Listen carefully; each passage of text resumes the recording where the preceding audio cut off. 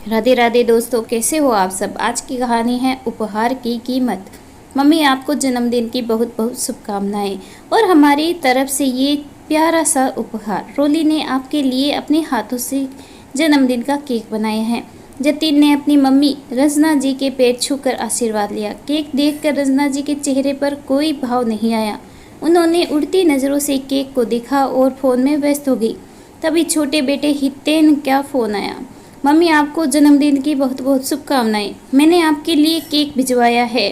तभी दरवाजे की घंटी बजती है। सामने बड़ा सा केक लिए लड़का खड़ा था। केक देखते ही रजना जी का चेहरा दमकने लगा और वो खुशी से झूमने लगी। हाँ, एक तुझे ही तो पता है कि मुझे क्या पसंद है। उन्होंने हितेन को बहुत आशीर्वाद दिया। हितेन ने जिद करके वीडियो कॉल पर केक कटवा लिया। रोली के हाथों से बना केक एक तरफ रखा ही रहा। ऐसा पहली बार तो नहीं हुआ, पर अब रोली को भी आदत हो गई थी।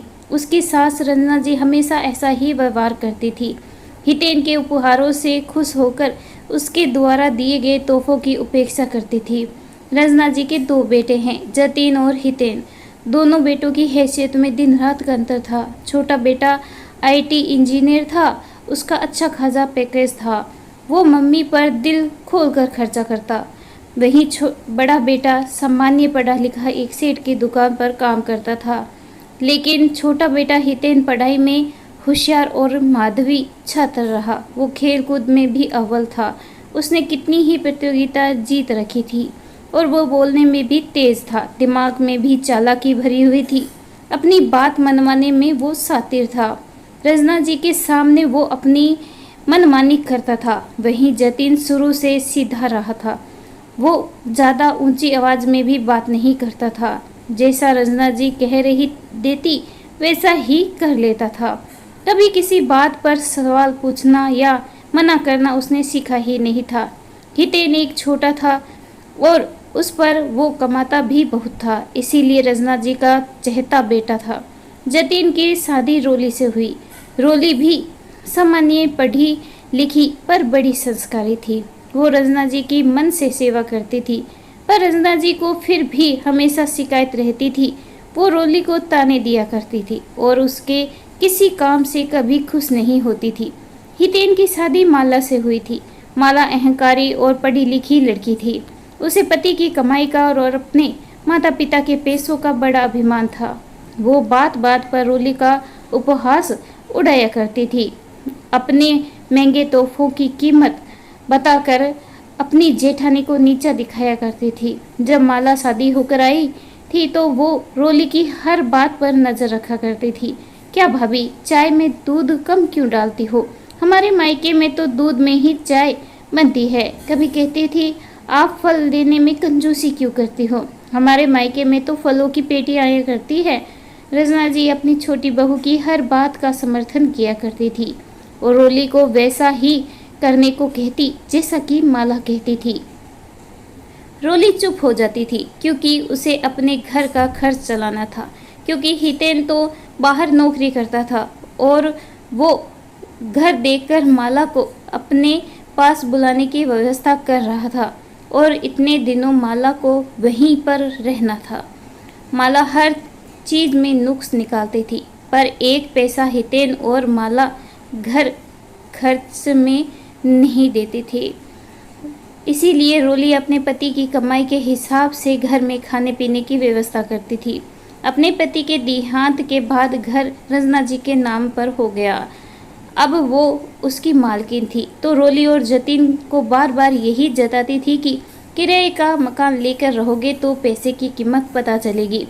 तुम लोगों के किराए के बहुत पैसे बचते हैं, इसीलिए उन्हीं पैसों से मुझे अच्छा खिलाया करो, ज़्यादा कंजूसी मत किया करो। रोली कड़वा घूंट पीकर रह जाती थी। आखिर उसके पति की कमाई रंजना जी से छुपी हुई नहीं थी। रंजना जी हर मामले में अपने छोटे बेटे का पक्ष लिया करती थी।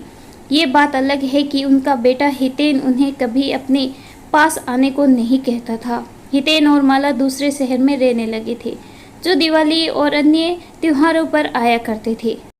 दिवाली पर हितेन और माला आते तो थे, पर माला घर का एक काम ना करती और हितेन बाजार का एक काम ना करता।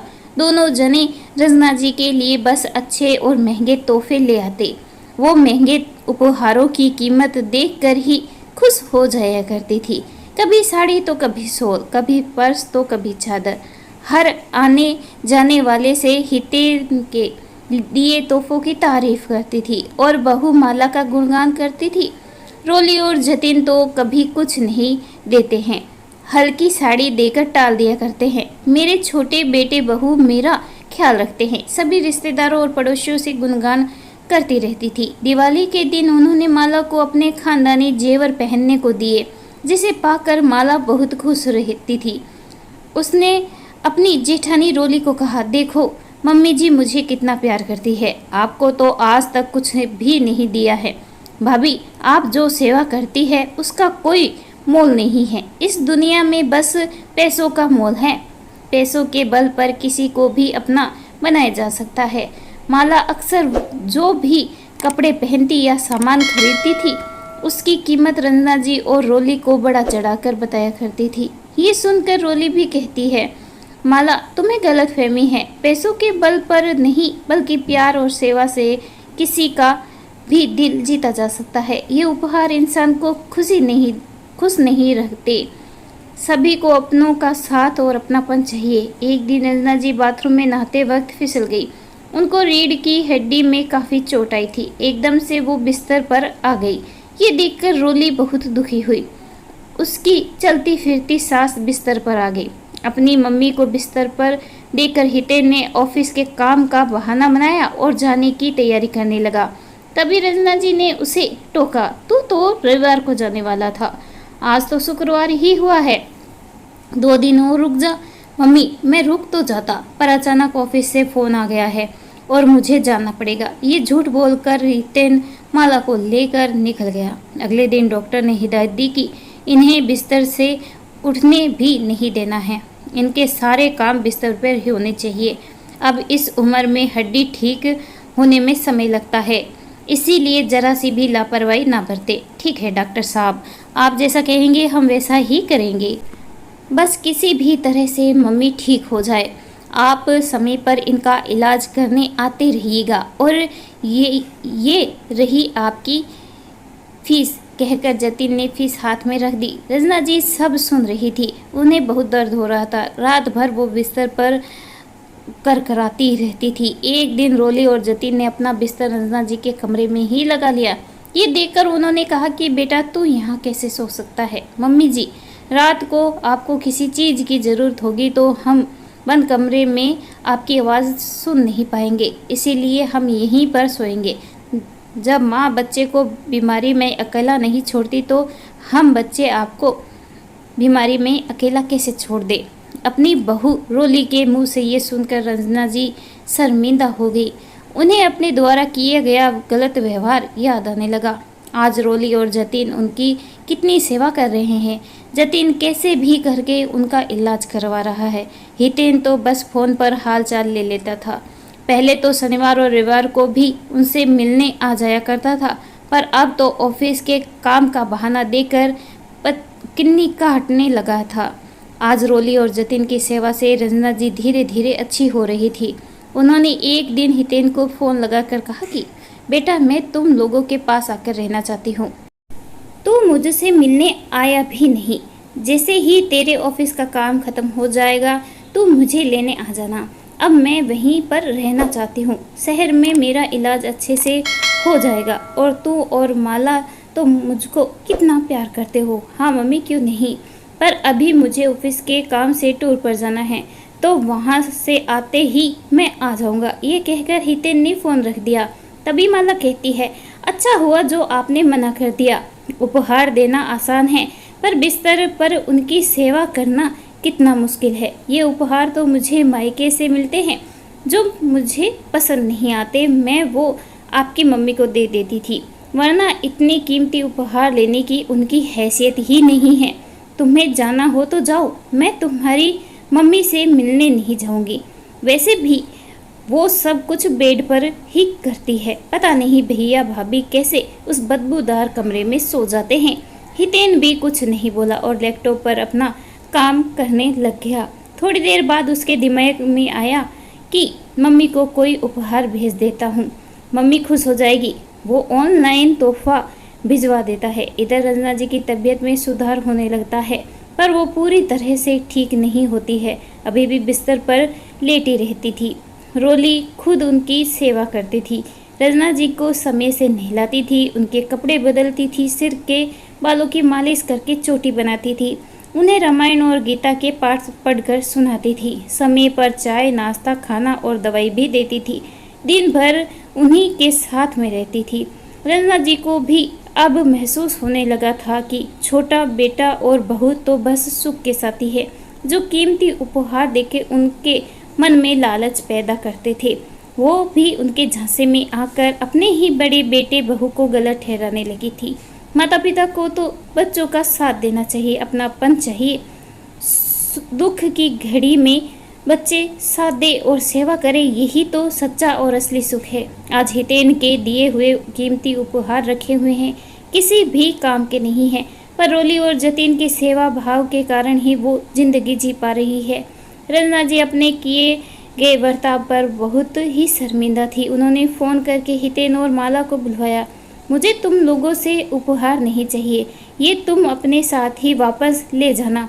मुझे अब बच्चों की असली कीमत पता चल गई है। जायदाद के बंटवारे के नाम से दोनों दूसरे ही सुबह आ गए। रंजना जी समझ गई थी कि दोनों के मन में पैसे का भारी लालच है, तभी तो जो बेटे बहू एक बार भी तबीयत पूछने नहीं आए, वो ही बेटे बहू जायदाद के लालच में खींचे चले आए और अपना हक भी जताने लगे। रंजना जी ने रोली और जतीन को भी बुलवाया और कहा कि मैं अपनी जायदाद का बंटवारा करना चाह रही हूँ, तुम दोनों इधर आके बैठो। मम्मी जी, आप जैसा उचित समझो कर दो। मुझे आपके लिए खाना बनाना है। दवाई लेते ही आपको तुरंत खाना खाना होता है। और रोली रसोई में चली जाती है। मम्मी, जैसी आपकी मर्जी, बाबूजी का कमाया हुआ पैसा है। और ये कहकर जतीन भी दुकान पर चला जाता है। तब रंजना जी दोनों को फटकारती है, तुम दोनों ने देखा, तुम्हारे जेठ जेठानी के मन में पैसों का बिल्कुल भी लालच नहीं है, उन्हें तो बस मेरी सेवा ही करनी है। मम्मी, मैं आपके लिए कीमती साड़ी उपहार में लाई हूँ, माला ने देते हुए कहा। माला, अब मुझे समझ में आ गया है, ये उपहार मुझे खुशी नहीं दे सकते हैं। जब मुझे अपने बेटे और बहू से सेवा और पैसे की उम्मीद थी, तब तो तुमने मना कर दिया। तुम तो 2 दिन भी ना मुझे रख सकी और ना ही मेरा सेवा की। अब इस जायदाद पर तुम दोनों का तो कोई हक ही नहीं बनता है। जब मुझे तुम लोगों की ज़रूरत थी, तब तो तुम आए नहीं और जायदाद के नाम पर एक फ़ोन करते ही आ गए हो। मैं अपनी समस्त दौलत, घर, मकान बड़े बेटे जतीन और रोली के नाम कर रही हूँ। ये खानदानी जेवर भी नहीं बंटेंगे। उसे ही ये खानदानी जेवर पहनने का हक है, जिसने अपने कर्तव्य का निर्वाह किया हो। पहले मैं लालची थी, पर अब मेरी आंखें खुल गई हैं। बड़ों को बच्चे से आदर, सम्मान और प्यार ही चाहिए, बाकी ज़िंदगी गुजर जाती है। उन्होंने जतीन और रोली को बुलवाया, बहुत सारा आशीर्वाद दिया और हितेन और माला को घर से जाने को कहा। जिस दिन तुम दोनों दिल से मेरा सम्मान करने लग जाओगे, उसी दिन घर जरूर आना। मैं खुद तुम्हें प्यार दूंगी। लेकिन अगर तुम्हारे मन में ये आया कि हमें कीमती उपहार देकर मम्मी का प्यार खरीद लेंगे, उस दिन मेरे घर के और दिल के दरवाजे तुम्हारे लिए बंद हो जाएंगे। आज मुझे दुख में अपने बेटे बहू की कीमत पता चली है। माला और हितेन मुंह लटकाए कर चले जाते हैं। इस कहानी के बारे में आपकी क्या राय है, कमेंट करके ज़रूर बताइएगा। कहानी अच्छी लगे प्लीज़ लाइक, शेयर और सब्सक्राइब करना बिल्कुल ना भूलें। धन्यवाद।